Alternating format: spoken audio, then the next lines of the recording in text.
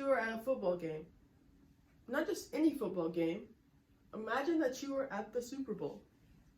Your favorite team has just won the Super Bowl, and your team's fans begin acting just a little rowdy.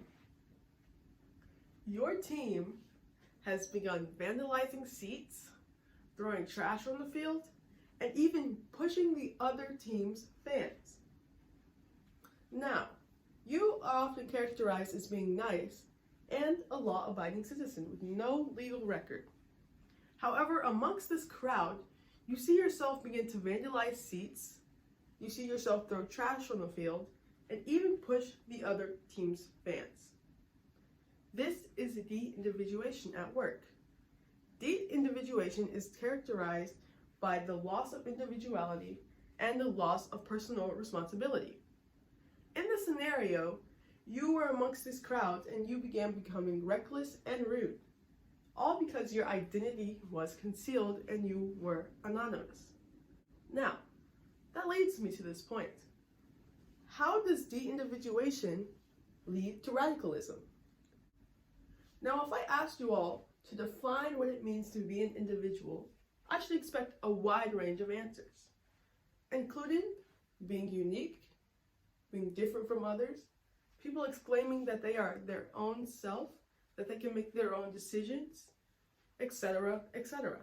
But regardless of how we define being an individual, there are times that we don't act as individuals. In fact, are there times that it feels hard to be an individual, even just for a second? Can you all do me a favor and stand up? Thank you. Now, if a collective group of people in this audience decided that they were going to go throw paper at me, it would be hard for me to pinpoint this group, as there would be multiple pieces of paper across this audience, thrown from many different directions. However, if it was one person, it would be easier for me to pinpoint who threw the paper at me, as it came from one direction. Since there is a group of people spread across this auditorium, it'll be easier for them to conceal their identity and remain anonymous. De-individuation is a key component of radicalism, because when a person is within a group, they know that there is a higher chance that their identity is concealed, which makes them more likely to participate in actions that they probably would not have had they been on their own. Because why would a person willingly separate themselves from a group when participating in extreme actions with extreme consequences?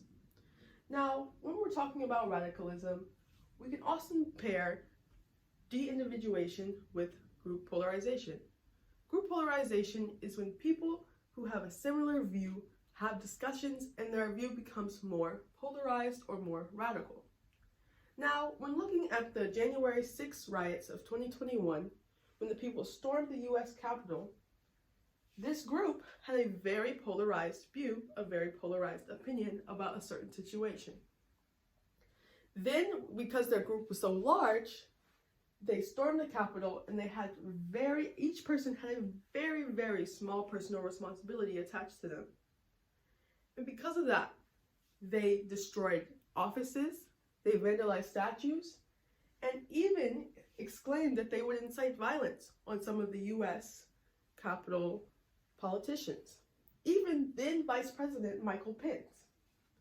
Now, it has been over a year since this attack, and yet many of the perpetrators of this incident are still anonymous. And that probably has less to do with the fact that some of them wore masks, and more to do with the fact that their group was so large. So the next time you find yourself becoming rowdy, maybe at a sports event or at a party, think about why you feel so comfortable displaying this level of rowdiness. And also, remember that your rowdiness can be amplified when dealing with such controversial topics. Thank you for your time.